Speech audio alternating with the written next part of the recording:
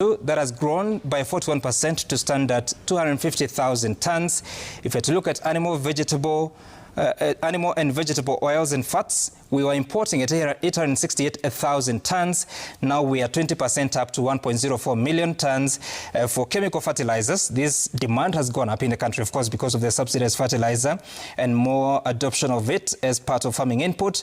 From 561,000 in 2022, this is in terms of tons, it has grown by 63% to stand at 919,000 tons of chemical fertilizers. For cement clinkers, it has dropped. Remember, in 2022, we were importing up to 656,000 tons of clinker. It has gone down by 91% to about 59,000 tons. And obviously, this is also related to the taxation policies that the government has been implementing to make imports more expensive. But also cement consumption has gone up in the country. Now, for iron and steel, you see that the imports have grown from 1.4 million tons in 2022 to now stand at 1.65, which is an 18% growth. So these are just some of the key imports of what we bring into the country, yet we have a bit of capacity to produce in the country.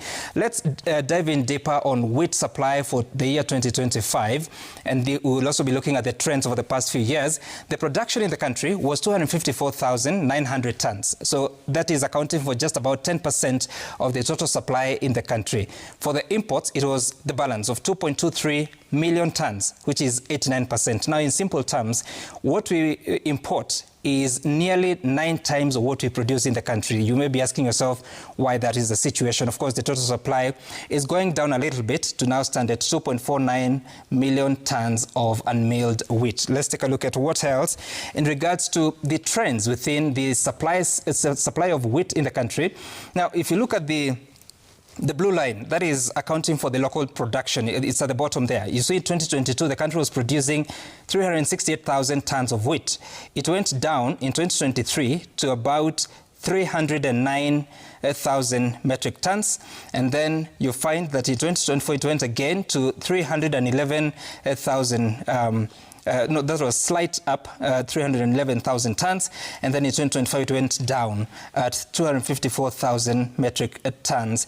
But if you had to look at the imports, which is the line in green, it has been going up. 1.6 million in 2022, went up to 2 million in 2023, went up again to 2.3 million tons in 2024, but now has slightly reduced to stand at 2.2 million tons. But also something interesting is what has been happening. If you look at the value in 2022 of the imports, it was 78 billion shillings, meaning we spent 78 billion shillings in 2022 to import unmilled wheat.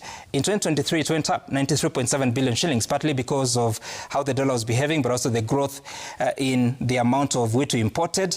In 2024, it went down slightly to 85.7, but also the amount or the quantity went up. For 2025, yes, the amount is almost stagnating, but the value has reduced to 41.7 billion, meaning that the wheat imports are slightly going down. Now, you may be asking yourself, what does this mean? Because we have farms in the country. We have farmers that want to grow wheat, but what are the challenges? Why are we not seeing more wheat being produced in the country, but instead we are seeing more imports from outside sources? Let's take a look at the next one, which will help us understand some of the reasons.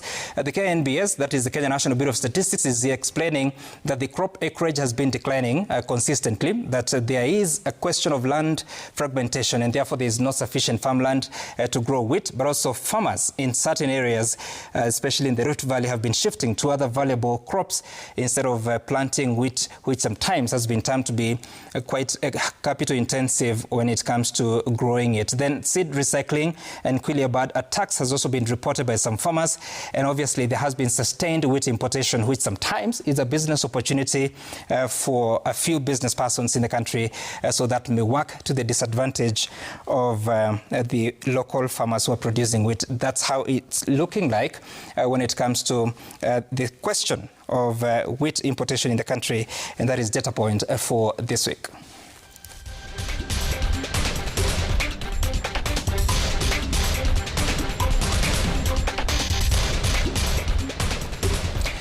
To another story now. Tension gripped Shiagini village in Mwea, Kirinyaga County after furious residents halted the burial of a 30-year-old man and marched with his body to Shiagini police station demanding justice over his alleged murder.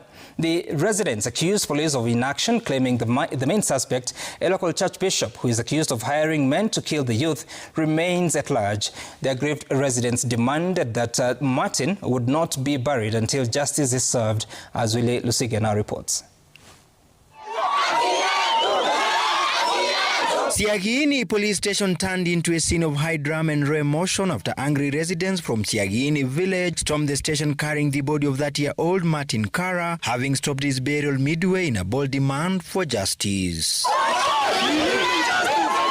The grieving villagers, some waving uprooted banana plants in a symbolic act of protest, trekked for kilometers with the body, vowing Martin will not be buried until those behind his alleged killing are arrested. Sisi kama vijana tumekataa azikwe kwa sababu hatujaona haki yake.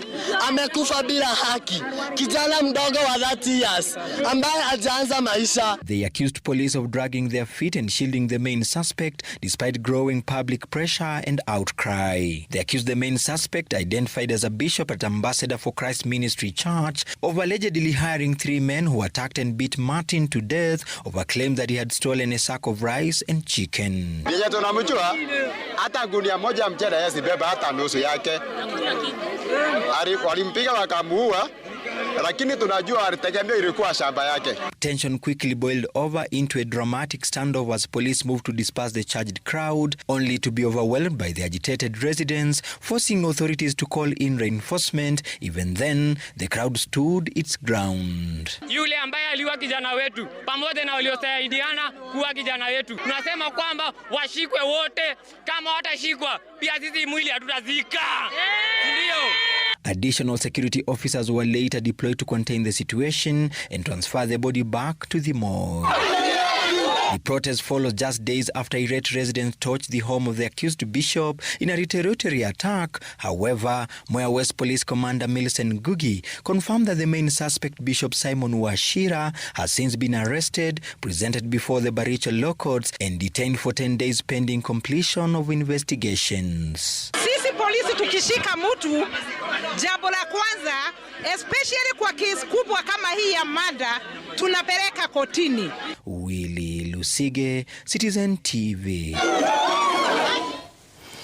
Now, hundreds of families from 3 villages in Baringo North have been forced to abandon their homes as the swelling waters of Lake Baringo continue to wreak havoc in the area.